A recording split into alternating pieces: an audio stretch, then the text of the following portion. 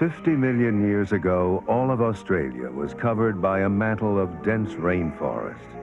This green luxuriance was the cradle of evolution for the unique plants and animals that now give Australia such a distinctive character.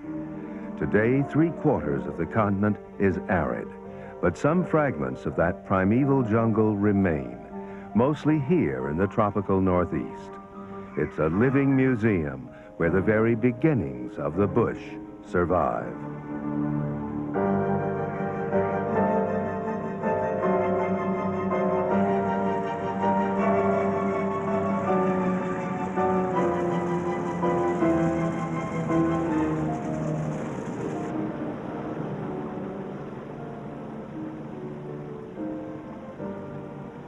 The canopy is so dense here that in the cooler winter, pythons emerge from the trees to warm themselves in the sun. Today, this is one of the few places on the arid continent where the struggle of life is not for water, but for light. On the forest floor, where it's dark, the young plants must battle to survive.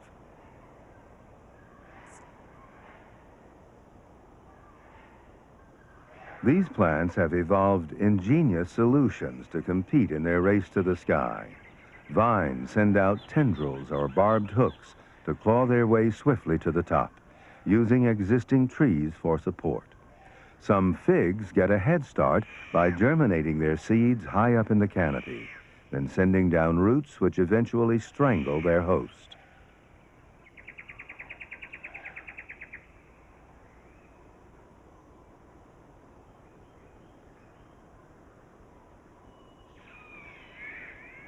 The fig itself grows on and pushes its massive crown high above the forest roof. There's a constant jostle for light and space in the canopy, and the crowns weave together into a dense and billowing layer. In the gloom beneath the canopy, there's not much light for seeds to grow, so they're packed in fruit to entice birds into eating them and carrying the vital contents away.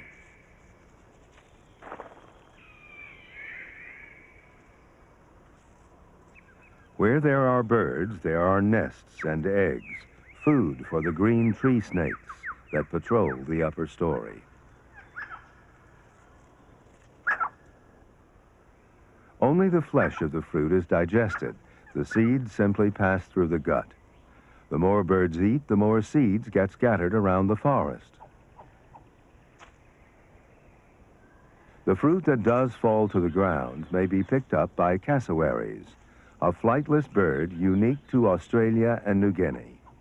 They too void the seeds, usually in clearings where there's more light, giving the seeds a better chance of developing.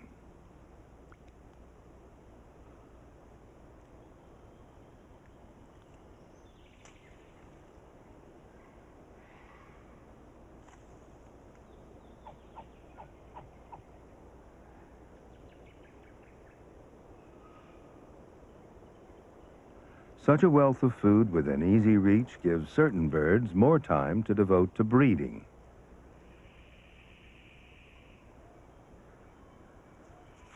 Male bowerbirds have become skilled artists and builders in their quest for a mate.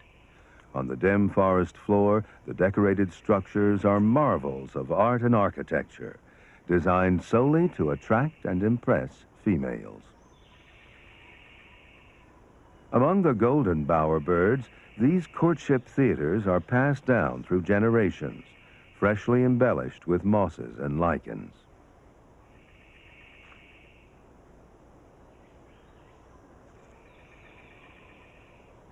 The more brilliant the plumage, the less elaborate the bower. This regent bowerbird has a fairly modest arena, but he still can't afford to leave it for long because other males may try to take it over.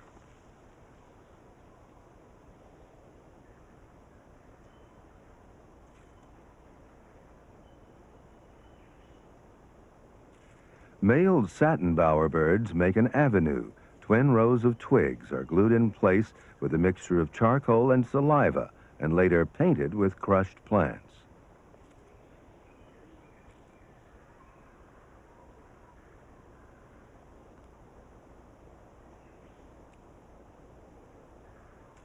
It's impressive enough to lure a hen. The sight of her excites the artist into a brilliant song and dance.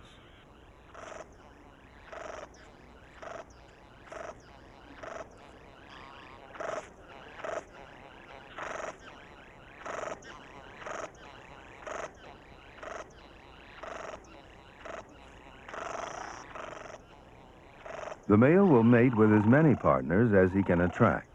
His role ends with breeding, and the hens will be left to build a nest and raise their chicks alone.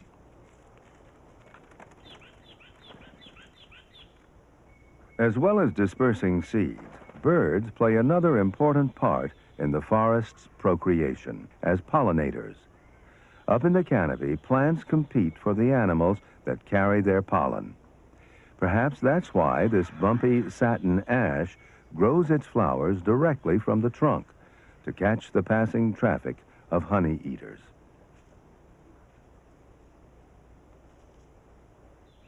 A rich flow of nectar rewards them for taking pollen between trees and fertilizing the flowers.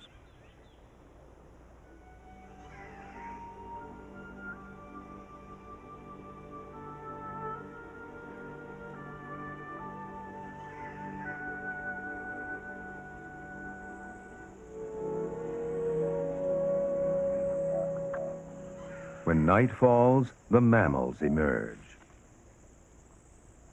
Among them are tree kangaroos, which, despite their name, spend as much time on the ground as aloft.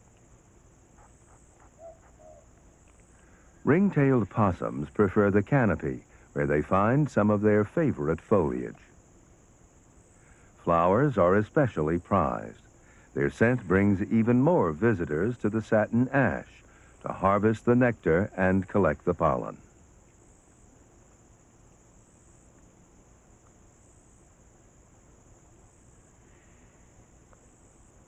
Like the honey eaters, the blossom bats have long tongues tipped with tiny brushes to soak up the sweet liquid.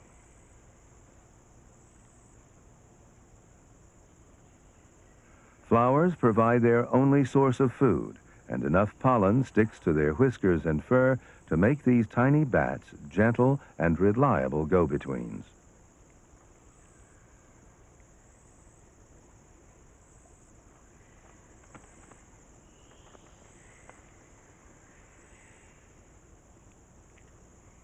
The trees derive no benefit from this possum. The Herbert River ringtail relishes the flowers as a welcome break from its usual fare of leaves.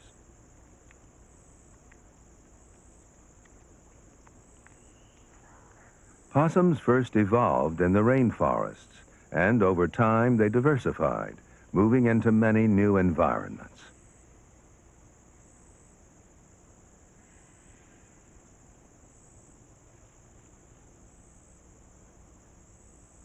These ringtails, however, remain rainforest specialists.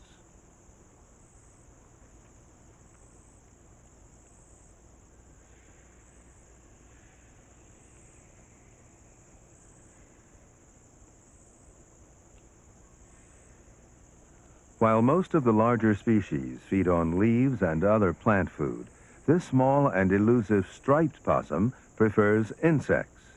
Searching along the rotting and dying trees, it tears at the bark with sharp teeth and digs out wood-boring grubs. Its hands tap along the wood for the hollow sounds that betray the presence of borers.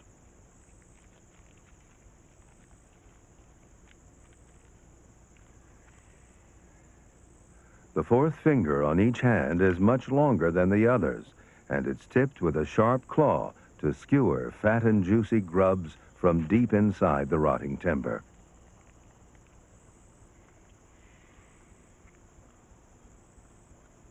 Today, this pretty striped possum is hard to find. The rotten decay that's so much a part of this dense and wet forest provides plenty to eat here, but its special way of life left it unprepared for a great climatic change which began 15 million years ago as the island continent drifted north into the tropics. Australia started to dry out, and most of the rainforests and their inhabitants vanished. But among the plants were some that adapted. It was these marginal, hardier plants that took over, while the ancestral forests retreated to a few pockets. From among the new plants rose a group that spread around Australia in splendid variety, the eucalypts or gum trees.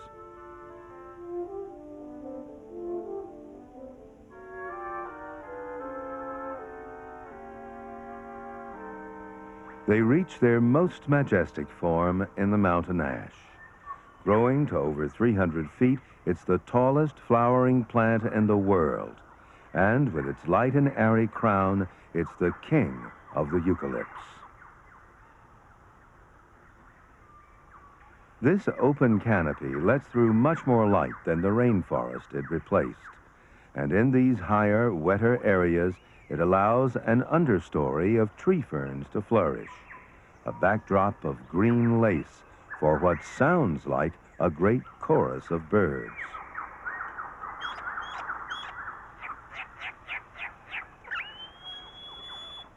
In fact, all the songs have just one singer, the lyrebird, a uniquely Australian master of both mimicry and display.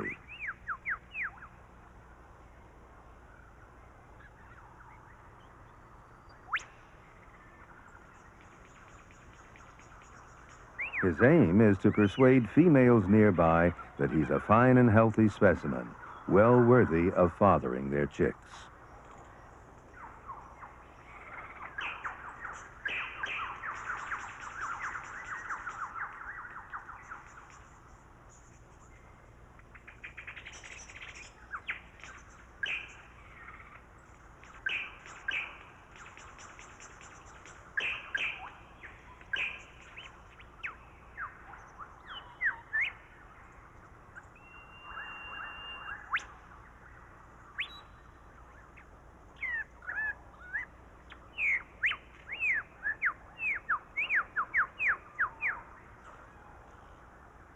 This hen seems to have heard it all before, and she's more interested in the insects hiding in the litter.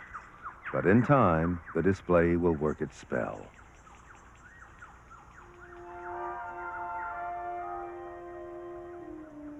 Eucalypt forests are spacious and uncluttered, and that gave some of the possums added impetus to turn leaping into gliding as a means of getting around.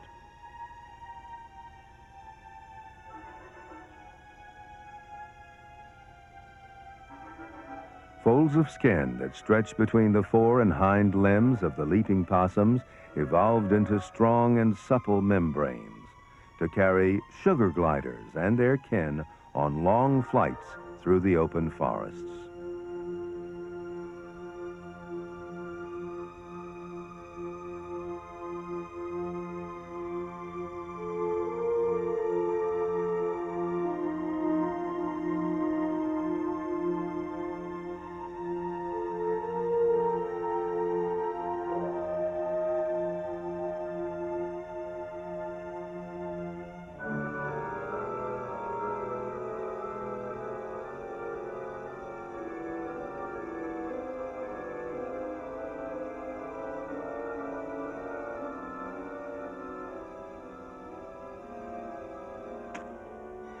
Gliding doesn't use as much energy as climbing, and it's an economical way for possums to harvest a special food provided by some kinds of widely scattered gums.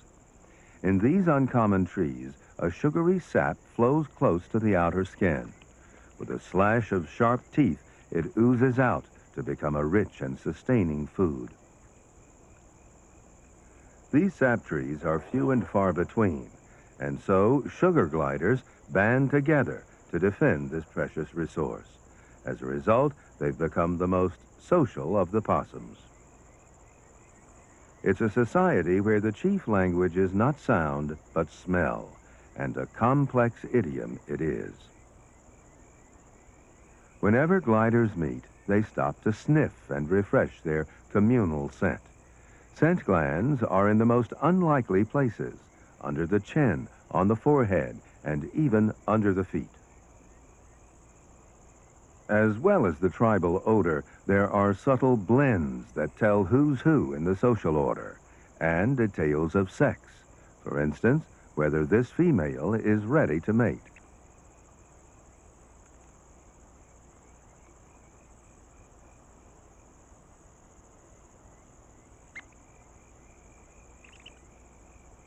The unfamiliar odor all around will soon warn this stranger that he's in the wrong place.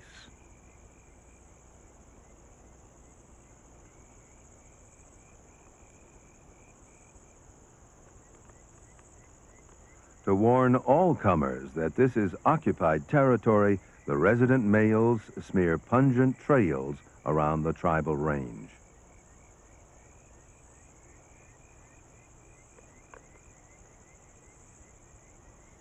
A strong scent from glands around the vent is mixed with drops of urine.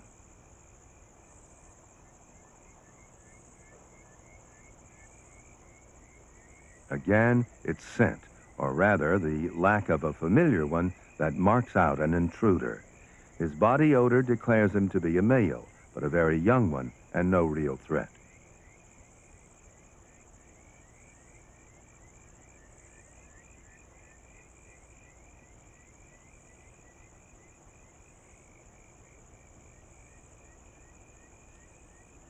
Before dawn breaks, the gliders make their way to the communal den.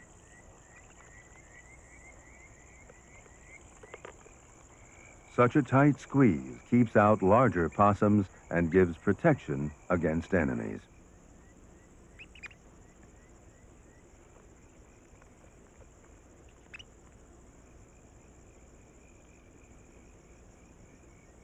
Inside the eucalypt hollow, it's also a snug fit. Some colonies have as many as 8 gliders bedding down together. Sharing body warmth saves energy and helps to pass around the all-important tribal scent.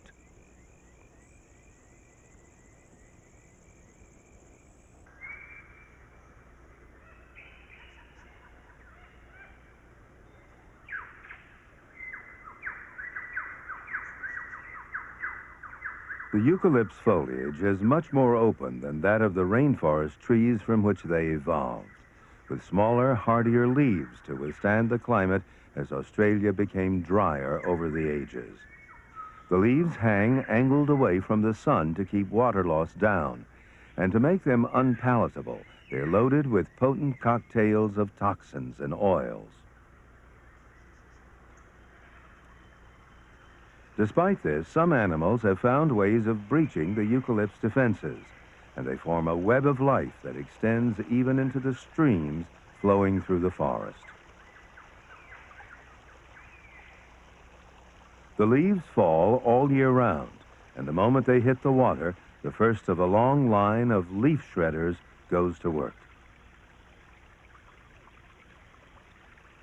Caddisfly larvae, armored in a suit of sand grains and plant fragments, reduce the leaf to a skeleton, carefully munching their way around the poisonous oil glands.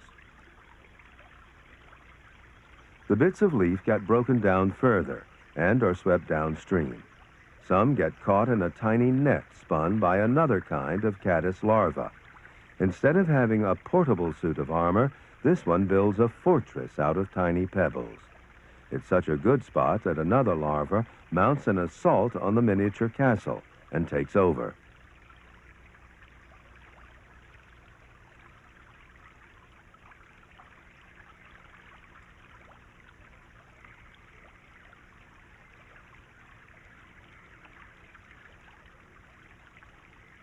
The usurper's first task is to improve and strengthen the structure.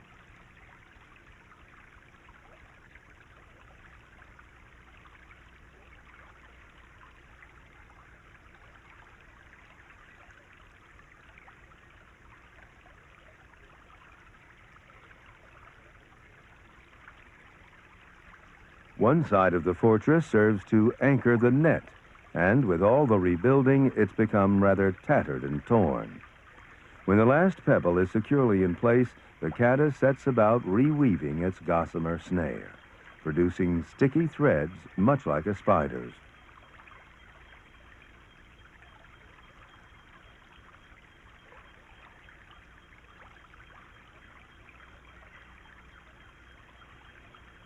The net is delicate but tough, only 5 millimeters across, yet sturdy enough to catch and hold the bits of broken down leaf swept into it by the strong current. These creatures belong to very ancient families. It's only the leaves on which all their lives depend that have changed from rainforest to eucalypt.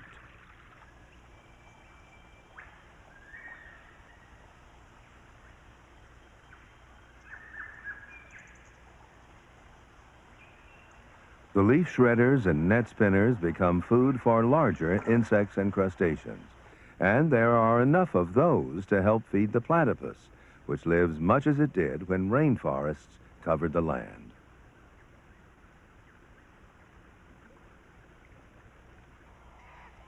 Change becomes more apparent farther downstream in the drier woodland of the lower rainfall country. The soils are poorer here, and the gum trees don't grow as tall. They're more gaunt and spare than the eucalypts of the higher ranges. This is the characteristic Australian bush. Unlike their rainforest ancestors, gums don't make fleshy fruit. Instead, seeds are packed in woody cases to prevent them from drying out. It takes the strong, sharp beaks of birds like parrots to crack them.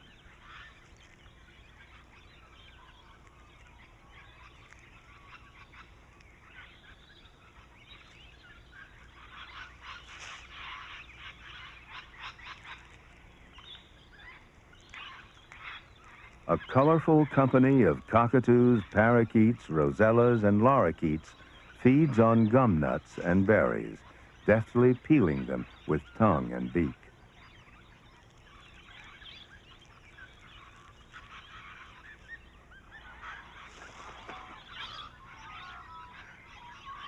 The open canopy allows a lot of sun to reach the ground.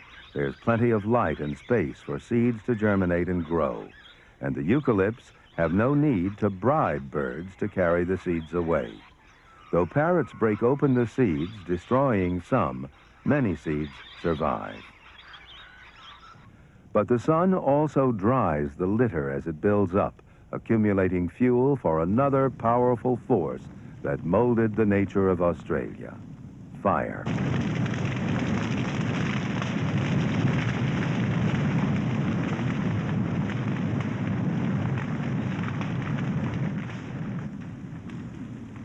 Surprisingly, the eucalypts came to thrive on fire. Their ability to sprout new growth from underneath the bark and root systems that support several tree trunks are characteristics that first developed to cope with poor soil and drought. Now they help them deal with fire.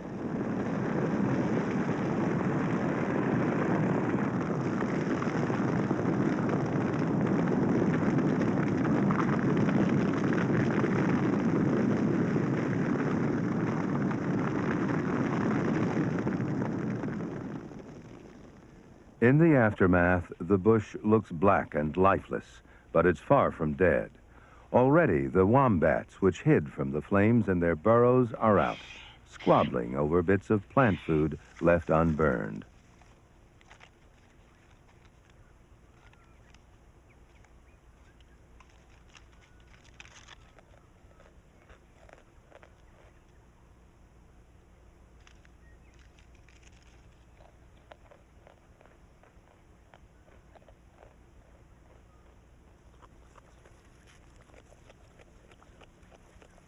The eucalypts live on.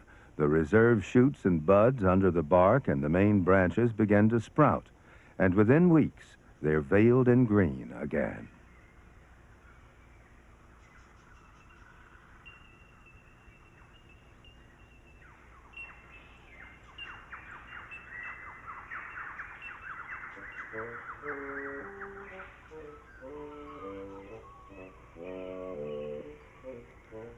The fresh growth attracts armies of insects, for leaves are best eaten when they're young and tender, even though they're already loaded with defensive toxins.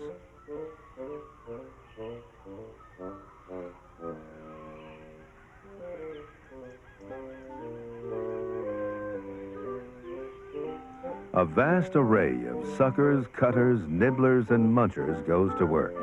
They're mostly the larvae of moths and butterflies, and they consume great quantities of leaves. Some simply nibble their way around the chemical defenses. Others are immune.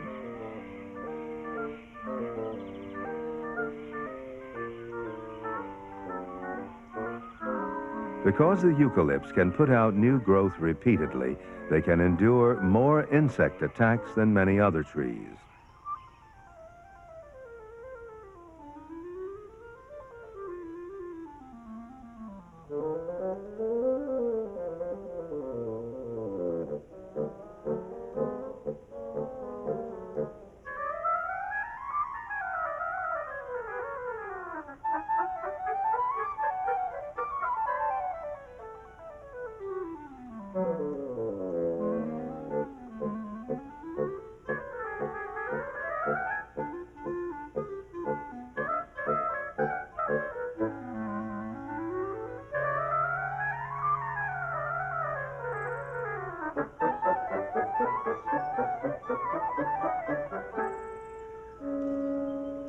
Fire, insects, and still the trees survive. They do attract some allies in the insect wars, though even a legion of praying mantises wouldn't take much of a bite out of the hordes of leaf eaters. But the intervention of this bell miner actually works against the trees. The reason for that is its fondness for the small, sugary domes that form on the leaves of some eucalypts. They're called lerps, and they're made by the larvae of psyllid insects to protect their soft bodies from the sun while they suck the sap from the leaves.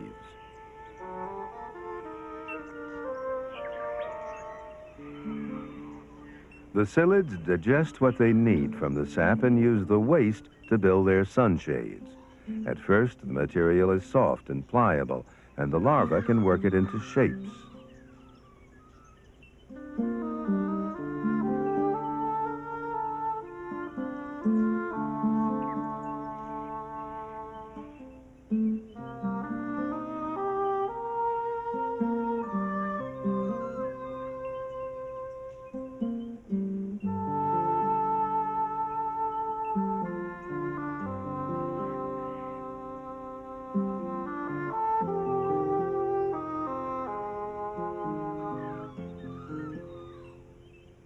Eventually, the fruit of 2 hours of patient labor hardens into a tiny house of sweet glass.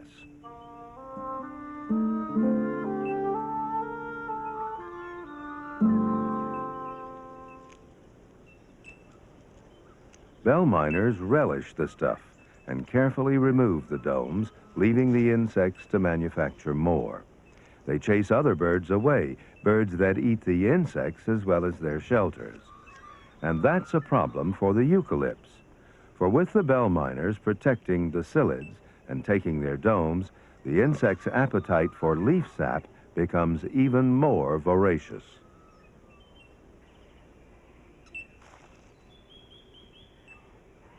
The eucalypts can't count this bird among their friends either. It's gone into partnership with a parasitic plant, the tropical mistletoe.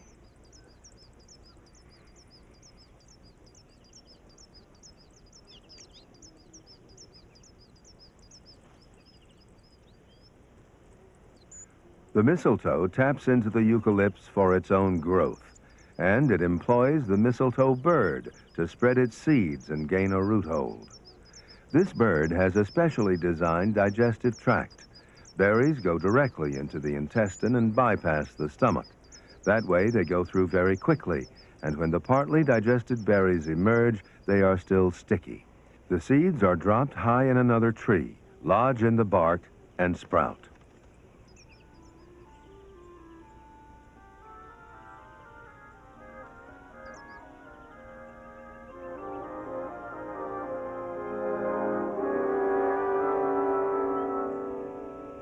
One eucalypt may carry several mistletoes and struggle to survive. The mistletoe is at the center of another, even more remarkable relationship.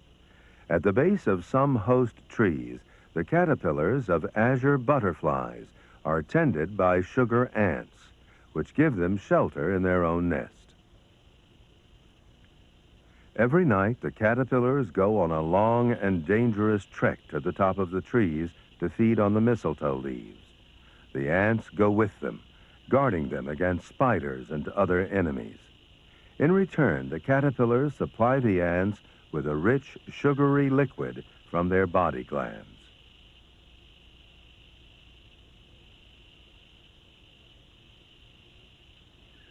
In their rise to dominance over the last 2 million years, the eucalypts formed a range of extraordinary associations, but most involve birds and insects, which either avoid or cope with the toxic leaves. By contrast, only a few leaf-eating marsupials have been able to adapt. Of all the rainforest ringtail possums, only the common ringtail thrives in these drier woodlands. It's successful because its digestion can cope with the oils and toxins in the eucalypt foliage, which is the most abundant food here.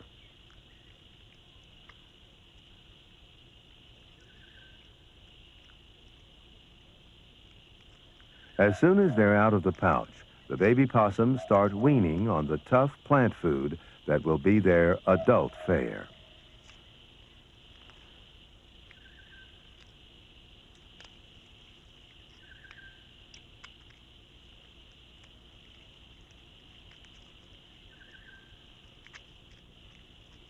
They reach the fragile outer branches with the help of a grasping tail, which also makes a handy carrier for nesting material.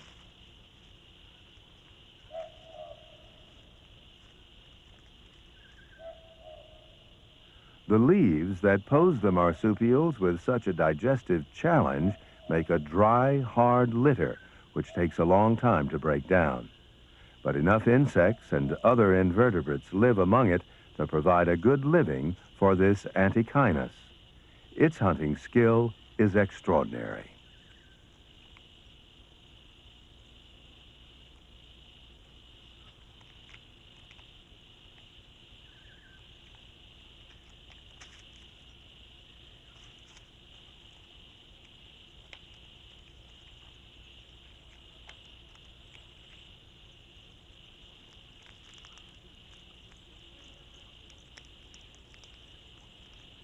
Speed and a single-minded ferocity enable it to tackle almost any kind of prey.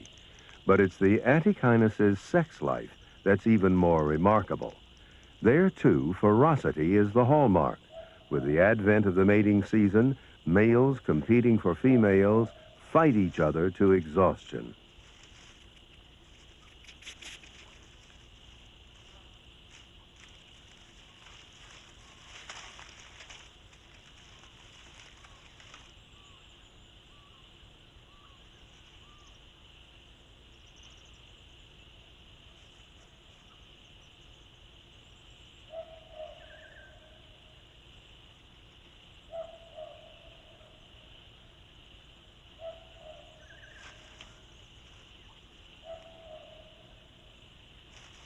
The male sex drive is especially urgent with antechinus, as they have only one season to reproduce.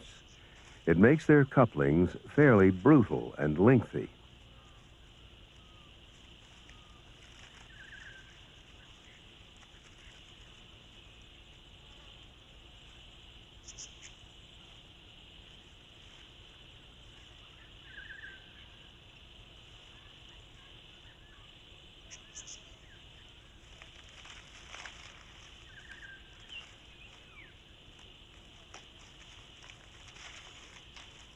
All this frantic breeding is lethal. It takes tremendous energy and produces great tension. The males hardly eat, their teeth fall out, they get gastric ulcers, and their stress hormones rise to levels so high that their immune system fails. By the end of the season, they're all dead, leaving only the pregnant females.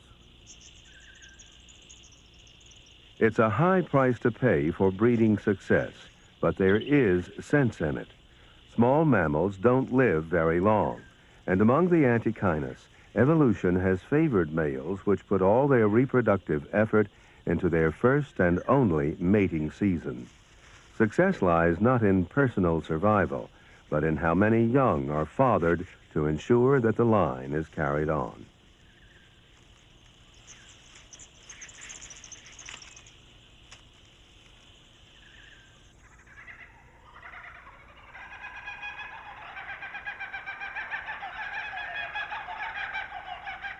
The challenge of procreation in these woodlands has fashioned other equally intriguing strategies. Many of the birds here form extended families to share the task of rearing young. Several generations of kookaburras, older brothers, sisters, unattached uncles, and aunts, pitch in with feeding and even help to incubate the eggs.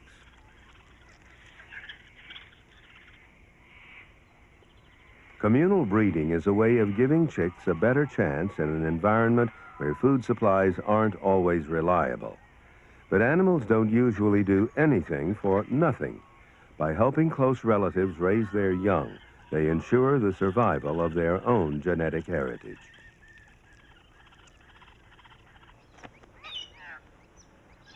The galah's strategy is to form a lifelong bond with one mate. Pairs come back to nest in the same tree hollow year after year.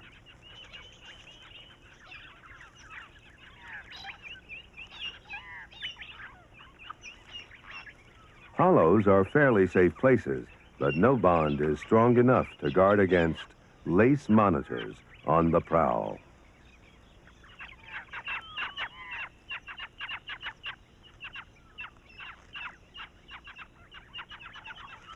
Though they're active for only a short time each day, their acute senses of taste and smell and their great climbing skill make them the most feared predator in these parts.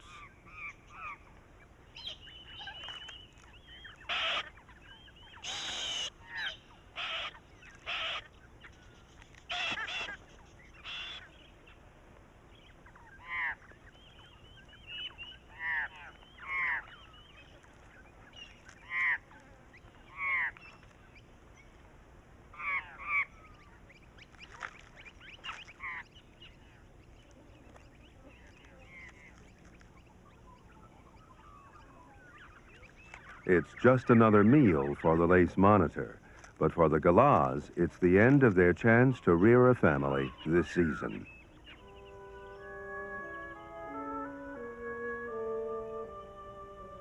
Beneath the eucalypts live banksias, ancient plants going back to the primeval rainforest.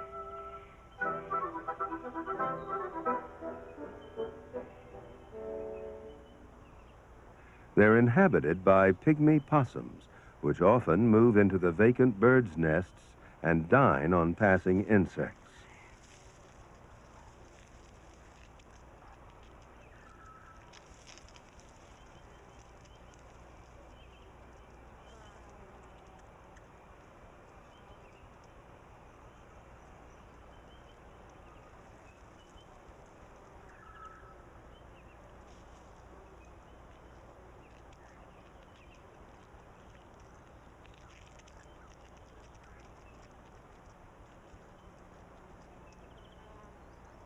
Insects are relished, but the banksias themselves provide their small guests with even more important nourishment. The pygmy possums feed on the banksia's nectar, and in doing so, help to pollinate the flower.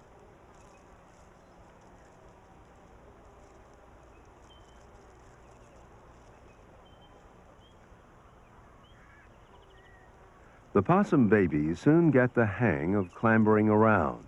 After all, the pygmy possums and banksias evolved together over an immensely long time. The shape of the flowers suits these nocturnal pollinators. Each spike has hundreds of tiny flowers densely packed together to provide support and plenty of nectar and pollen.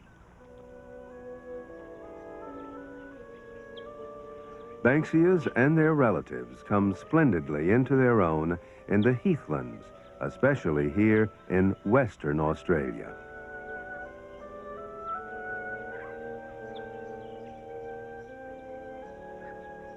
In these ancient leached soils, so poor they're almost pure sand, plants and animals evolved a great variety of lifestyles to share the meager resources in this difficult climate.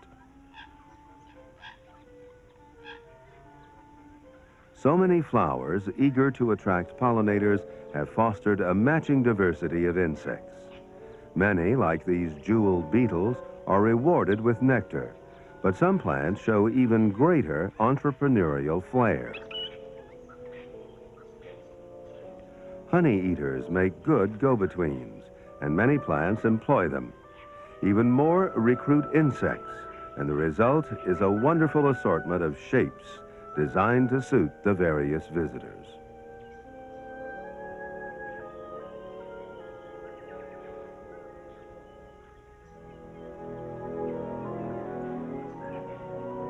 Certain plants even resort to fraud to seduce insects.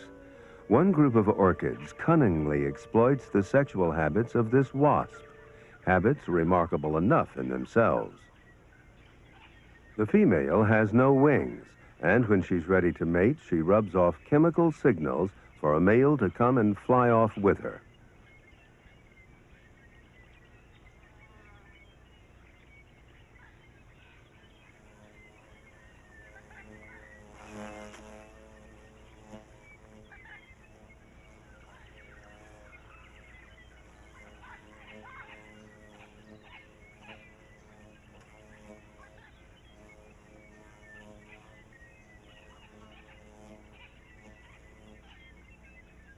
The wasps mate on the wing, and still coupled end to end, he takes her to some nectar-rich flowers.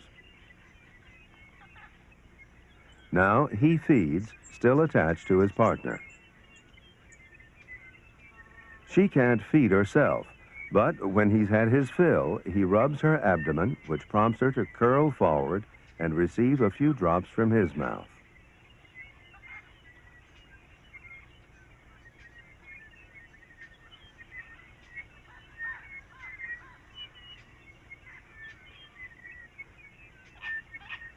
Feeding her is his investment in the eggs now forming in her body.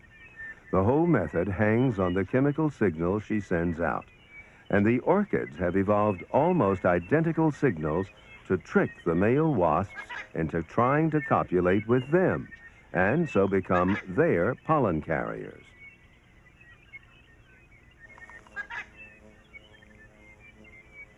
This hammer orchid looks as well as smells like a female wasp, and he keeps on trying to mate even when the orchid flips him onto its pollen-bearing part. Such mimicry is an economical way of seducing pollinators without having to supply nectar, a great advantage in these poor soils. The plants that use birds do give a reward, but the flowers are shaped so that the visitor has to collect a dab of pollen as well. The honey eaters are also matched to the task.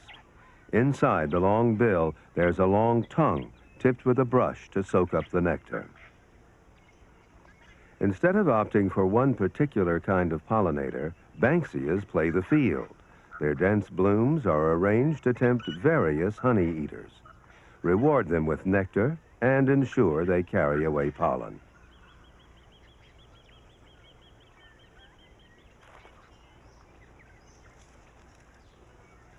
But those same blooms also support a much more ancient partnership with this extraordinary animal.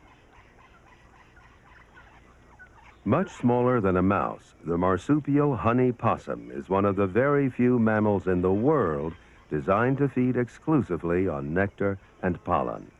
Like the honey-eating birds, it has a long tongue fitted with a brush at the end. The partnership began in the ancestral rainforests, and while many other plants and animals vanished, the honey possum stayed with the Banksias as they became transformed into these hardy plants of the bush.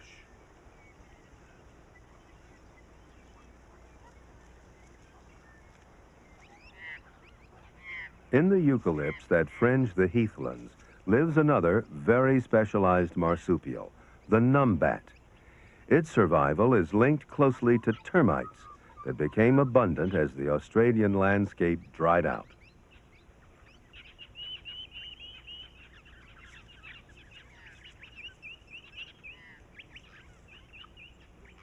Unique among marsupials, they become active only by day, when the termites they feed on move near the surface and into fallen timber. The stripes are good camouflage, but stepping out into the broad daylight still makes the numbats very cautious.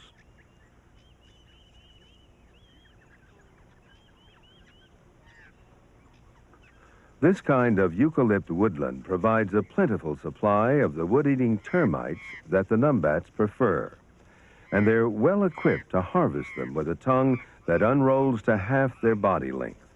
It's a specialized way of life, and it's enabled the numbats to live through the ever-drying climate that made the bush. The rise of the eucalypts offered a secure place for any marsupial that could digest their foliage. Some possums manage it, but it's the koala that's come to typify the supreme gum specialist. Its gut has special bacteria to extract all it needs from just a few types of eucalypt leaves. Koala life revolves around a small range of gums, just 17 species out of nearly 600. Mating is what's on the mind of this old dominant bull now. The female is still carrying last year's young, and she sees the approach as a threat to herself and her joey.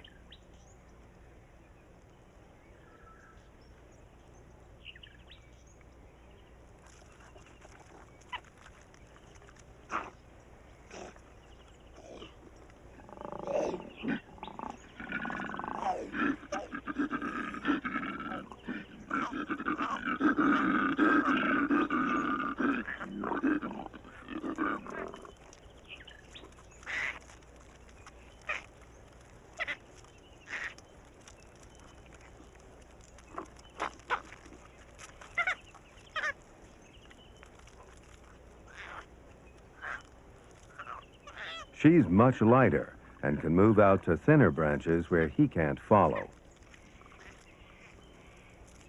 Despite the awkward way they clamber around, they're superbly adapted to life in the trees, although their closest relatives are ground dwellers, the wombats. The old bull is about to suffer more frustration. A young rival has come into his range with designs on a young female.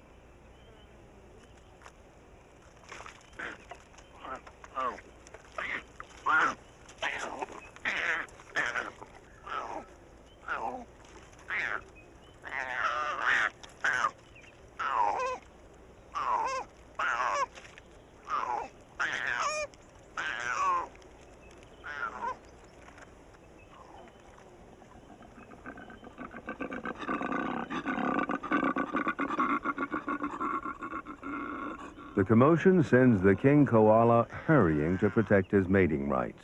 If this intruder manages to impregnate one of his consorts, there's one less chance of fathering his own cub.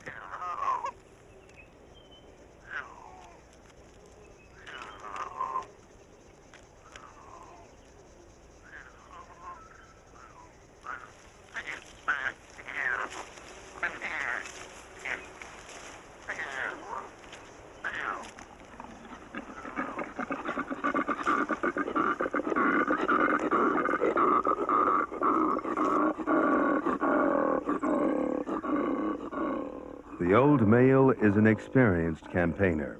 His tactic is to drive the young rival far out on a slender limb.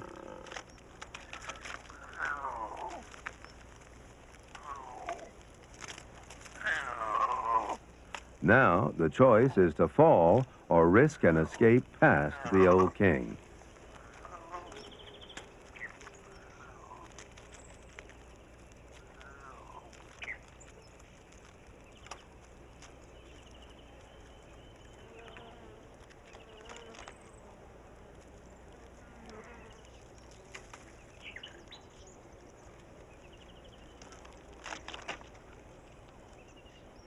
Peace returns, but the tension remains. Sooner or later, the young male will try his luck again. He may even displace the old bull and become the new ruler. It'll make no difference to the females. They'll continue to care for their young and, when the time is right, receive the seed for the next generation.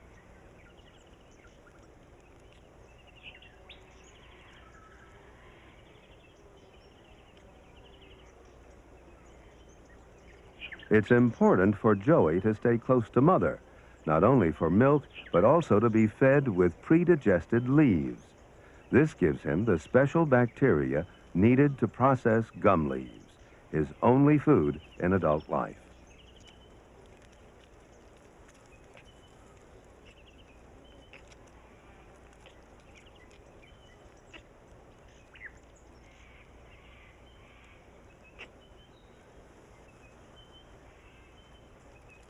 Of all the marsupials, the koalas have tied their fortunes most closely to the eucalypts. It's the quintessential partnership in the bush, a partnership that could only have evolved in Australia.